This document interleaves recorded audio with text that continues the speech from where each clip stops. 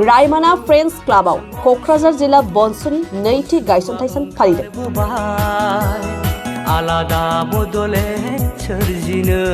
क'क्राझार जिल्ला बर' माहारियारि फरायसा आफादनि नैथि गायसनथाय सानखौ दिनै गसाइगाव महकुमानि सिङाव थानाय रायमाना फ्रेंड्स क्लाबनि गेवलां गेलेग्रा फोथाराव सानसेनि हाबाफारिजों मेहेरगोनाङै फालिनाय जायो।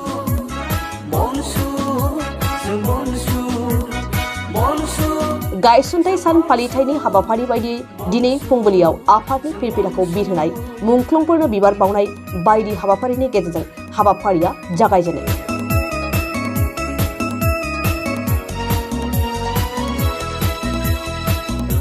दिनैनि बे हाबाफारिनि गेजेरजों क'क्राझार जिल्ला बनसुनि गाहाय नेहाथारि जोंदाव बसुमतारिया खौरां बिजोंनि सिगाङाव मा फोरमायदों मिन्थिना लानि। दिनै क'क्राझार जिल्ला बर' माहारियारि फरायसा आफादनि नैथि गायसनथाय सानखौ लानानै जों दिनै रायमनानि फ्रेंड्स क्लाबाव जों सानसेनि हाबाफारि लानानै दिनै गाजा गोमजायै फालिनो आखायाव लादों। गिबियावनो जोंहा फिरफिला बिरहोनाय हाबाफारि जोबनानै थांबाय। मुंख्लंफोरनो दिनैसिम जेसेबां बड'लेण्ड आन्दलनाव रुंसारि जालांबाय बिथांमोनखौ जों मान बावनाय हाबाफारि जोंहा जानानै थांबाय। बेजों लोगोसे बड'फा उपेन्द्रनाथ ब्रह्मखौ जों मान बावखांबाय।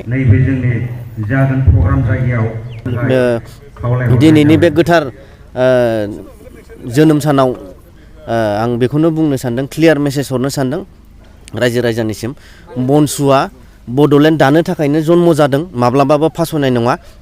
खारन बनसुनि डिक्सनारियाव कमप्रमाइज होननाय, सारेन्डार होननाय सोदोबानो गैखाया। गथिखे आं दिनैनि बे गोथार जोनोम सानाव खावलायनो लुबैदों साफ्रोम रायजो राजा गासैबो थाखोनि सुबुंफोरखौ, बन फाननानै जाग्रायानो हक, सोरबा लेबार मावनानै जाग्रायानो हक, सोरबा साख्रि आवलायानो हक, आबादारियानो हक, सोरबा पलिटिसियानो हक, आरो गुबुन गुबुन पलिटिकेल नन पलिटिकेल आफाद, जोंहा गार्जेन आफाद, बड' साहित्य सभाजों लोगोसे गासैखौबो आं खावलायनो सानदों।